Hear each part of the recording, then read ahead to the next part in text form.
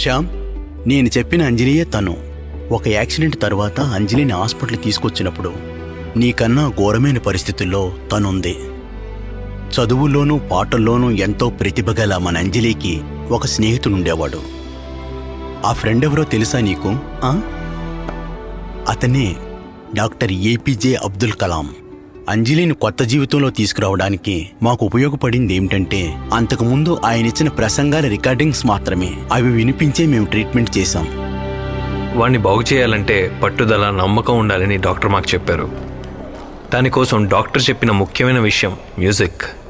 వాడికి ఇష్టమైన ఏఆర్ రెహమాన్ పాటలే వాడికి వినిపిస్తూ వచ్చాం. అది ఉపయోగపడటం వల్ల నెక్స్ట్ డే మేము క్లాస్లో ఉన్నప్పుడు, ఏంటో రే ఈ క్లాసు ఒక్క ముక్క కూడా అర్థం కావట్లేదు. నీకేమైనా అర్థమైందారా? సార్ ఇప్పుడే వచ్చేస్తాం సార్.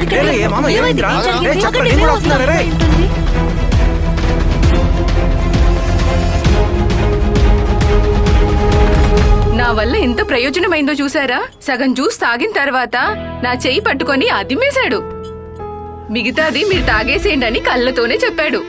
మొత్తం మీరే తాగేకుండా నాకు కూడా కొంచెం ఇవ్వండి అని కళ్ళతో చెప్పింటాడు. ఇక ఆధార్ కొట్టేయాలి.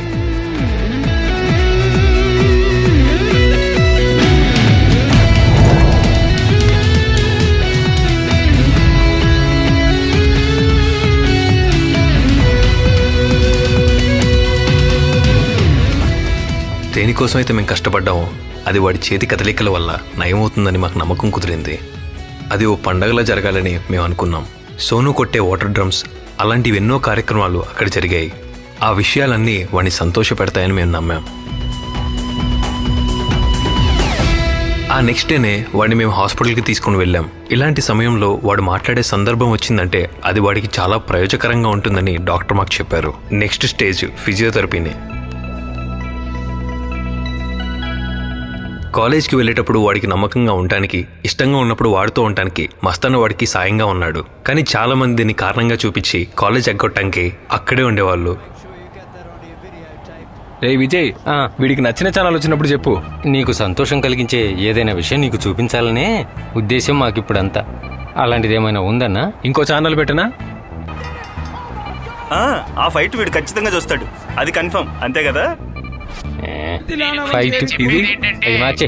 అయ్యో ఇది చూడక్కర్లా, మర్యాదగా మార్చు. చెప్పి మన దేవుడు మనకి చెప్తున్నాడు.